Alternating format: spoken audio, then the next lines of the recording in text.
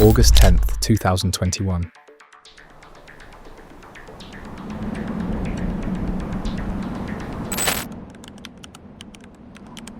The day he stole $600 million without leaving his room.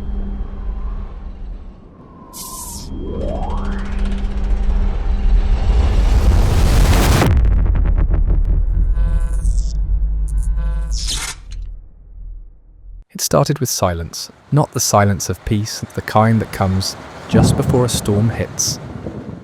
A few lines of code pushed into motion. No alarms, no sirens, no breach alerts, just a transaction, and then another, and then everything broke loose. The hacker who stole more than $600 million in cryptocurrency. Poly Network said the amount of money hacked is the $600 million of Ethereum. At exactly 8:45 a.m. UTC, the blockchain began to bleed. Most people didn't notice.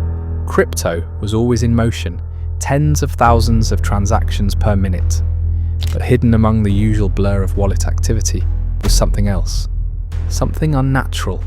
One address, just a string of random characters, began pulling funds, millions at a time. It was precise, not fast, not messy, just surgical, calculated. This wasn't a smash and grab. It was something far more terrifying. It was someone who knew exactly what they were doing. And they were doing it in broad daylight. The platform was called Poly Network, a decentralized finance protocol, or DeFi for short. It wasn't a household name, but inside the crypto world, it was important. It let people move assets across chains. Ethereum to Binance, Binance to Polygon, and back again. Billions of dollars passed through it daily, quietly flowing across networks, like digital blood through the veins of DeFi. But on that day, the blood began to spill. 1 minute, everything was fine. The next, $273 million worth of Ethereum was gone. Then another $253 million on Binance Smart Chain. Then $85 million on the Polygon chain. Within minutes, over $600 million was gone, drained from user wallets, smart contracts, and Poly's cross-chain bridge vaults. Poly Network had no CEO, no central kill switch. That was the whole point. It was decentralized. But now, that very design was being used against it. The attacker wasn't brute forcing passwords or phishing accounts. He wasn't breaking into servers or planting malware. He'd found something else. Something much more valuable. A mistake, a vulnerability buried deep inside Poly Network's smart contract. The core code that governed how funds moved from one blockchain to another. It wasn't a bug, it was a logic error, and logic can be exploited. With one well-constructed sequence of calls, the attacker managed to trick the contract into thinking he was authorized to move funds he didn't own. The system believed him, because the code told it to. And in the world of smart contracts, code is law. But this time, the law had a loophole. The first person to notice was a blockchain analytics bot, a simple script that scanned for unusually large transfers. It flagged one transaction, then 5, then 40. The amounts were too large. The receiving wallet too new. The patterns off. It took 10 minutes for the data to spread. Crypto Twitter lit up. DeFi forums went into full alert mode. Influencers were screenshotting wallet balances, typing in all caps. Is Poly Network being drained? The transaction trail was open for anyone to see. That's the irony of blockchains. They're public, permanent. And when they're hacked, the world watches in real time. Poly Network's team scrambled to verify, but the damage had already been done. The funds weren't just gone, they were scattered across multiple blockchains. Hundreds of millions in stablecoins, altcoins, and wrapped assets were now sitting in a hacker's wallet, untouched, pristine, glowing like trophies. The question wasn't how it happened, not yet. The question was why. Who had done this? And more importantly, what would they do next? Because here's the thing. In traditional finance, stolen money can be frozen. Banks can call banks. Governments can intervene. In crypto, things move faster than trust, faster than law, and whoever had stolen these funds wasn't running. They were just sitting there, watching, The hacker didn't vanish. He didn't send the funds to tumblers. He didn't cash out to fiat. He didn't even try to hide him. In fact, he left them sitting in plain sight across 3 wallets. $600 million, unmoved, untouched, untouchable. It was like robbing a bank and then camping on the roof with a flag that says, "I did it." Why? Why steal hundreds of millions only to sit still? Some thought it was a stunt. Others believed it was just a test and a proof of concept. But the reality was even stranger. He wasn't stealing, he was waiting, and no one knew what for. Poly Network issued a statement, hastily written, posted on Twitter, a digital white flag. "Dear hacker, we want to establish communication with you. No threats, no legal warnings, just an open letter, a plea, because this wasn't a hacker you could catch. There was no IP address, no location. The wallets were anonymous, the funds untraceable, and the only person who could reverse the damage was the person who caused it.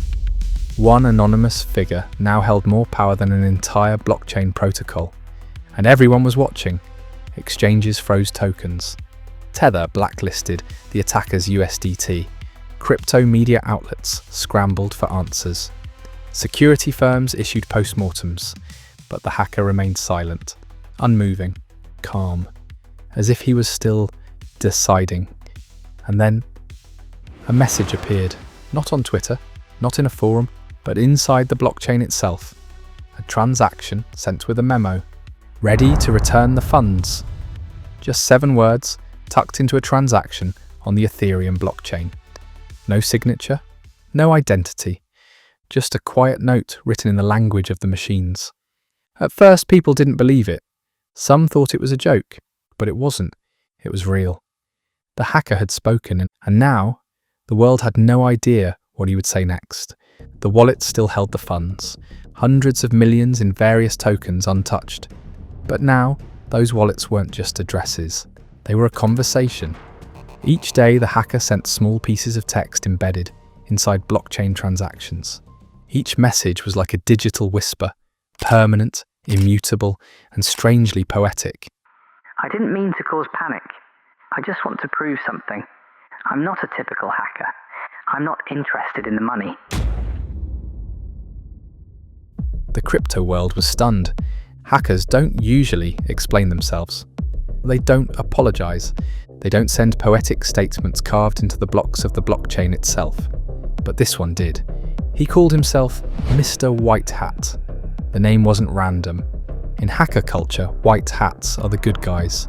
Security researchers, people who test systems to find flaws, but then report them, not exploit them.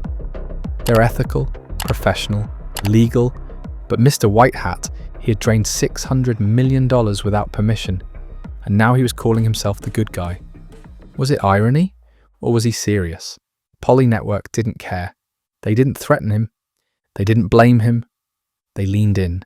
They embraced the name, and they began speaking to him, publicly. Thank you for your willingness to cooperate. We hope to work together to secure our network. Let's figure this out, together. Their messages were part desperation and part strategy, because they had no leverage. There was no way to force the hacker to return the funds. No legal route, no jurisdiction, no enforcement body, only negotiation. And it was all happening in front of millions of people. Twitter, GitHub, Etherscan, Discord. The entire crypto world was watching the first real-time negotiation between a hacker and a protocol in the open. And then he began sending the money back. At first it was small. A few 100,000 here, a million there, then 10, then 50. Each transaction was met with shock. People didn't know how to react. A hacker had just returned tens of millions of dollars, voluntarily. But it wasn't that simple. Each return was accompanied by another message. "I trust the code, not the people. This exploit should never have existed. I'm just borrowing the money to teach you a lesson." He didn't gloat. He didn't threaten. He lectured. He wanted them to understand what he had done. By the end of the week, the total returned had reached $500 million. Poly Network breathed easier. The community began celebrating. But one thing still remained. $33 million was still frozen. This last portion was sitting in a secure multi-signature wallet, a kind of crypto safe that requires a unique signature to unlock. Only one person held that signature, Mr. White Hat. And he waited. He didn't sign right away. He didn't respond to pleas. He didn't flinch at pressure. He let the silence grow. Poly Network kept messaging him publicly, but he didn't reply, not right away. He let the tension rise, and then, without warning, it happened. The signature went through. The wallet unlocked. The last $33 million flowed back into Poly Network's control. No message, no final boast, just closure. The heist was over. If you thought Mr. White Hat was untraceable, wait till you meet the man who slipped through iron bars 4 times. Click to watch now.